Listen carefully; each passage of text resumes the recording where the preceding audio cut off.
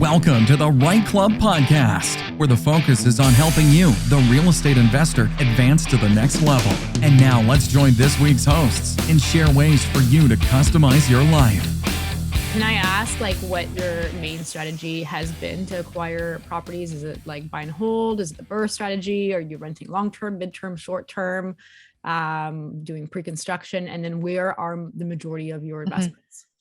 So buy and hold, like I said, I'm not a real construction geek. I'm more of a management geek. And so my sweet spot is I really do like low income stuff. And so I will look for areas like I wouldn't even say up and coming. Like I'm not looking at up and coming. I'm looking at down and probably likely to stay that way for a while. And in that area, you end up finding a lot of poorly managed properties because I guess, in Montreal, there's a bit of slumlording going on where people have neglected stuff. And are they multifamily, the majority of them? Yeah. I mean, we really don't have much single family stuff here.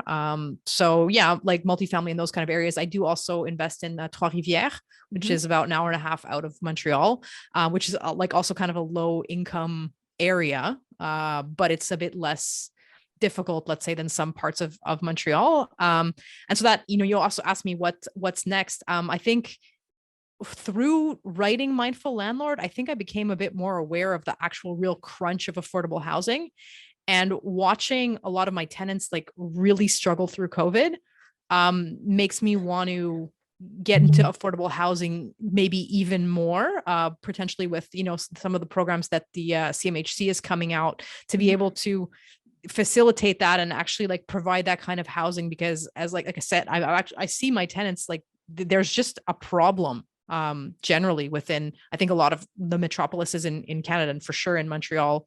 And yeah. Sorry, I was going to ask you, do you invest outside of Quebec or? Not yet. I'm looking at trying to do it when the market warms up and I get some capital. Do you know where you would want to go if it wasn't for Quebec?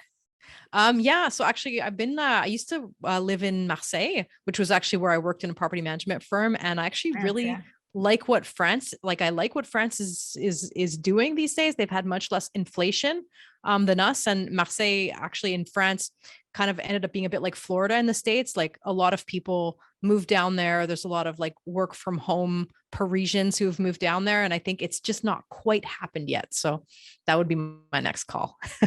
Very cool. I know nothing about the French market, but I'm sure you can let us know all about it once you do it. But that is pretty cool.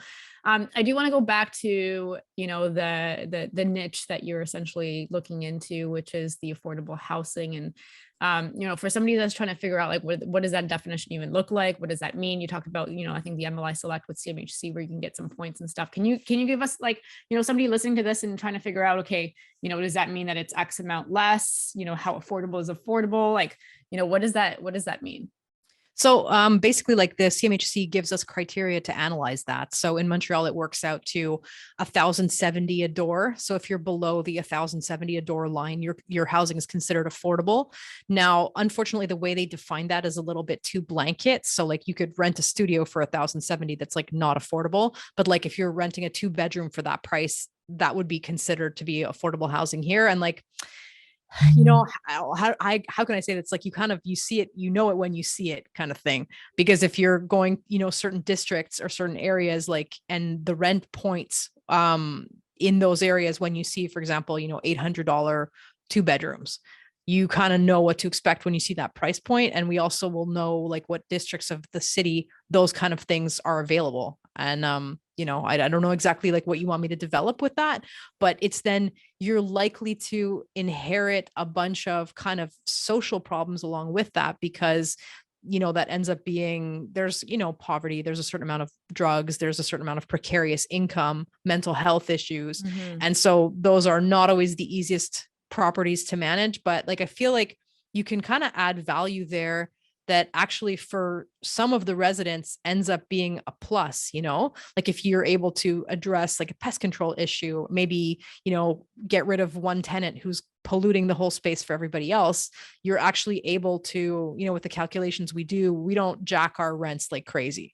So, we'll adjust to that affordable point and then leave it there and then provide acceptable housing for people who don't have a whole lot of disposable income. And so like, I feel good about that. I feel good about having, well-managed properties that are not super expensive, and to not approach it with this like very extractive logic where I'm trying to get like the absolute most I can for a door. I want to adjust to market value and have it be well run, and then provide that service for people. So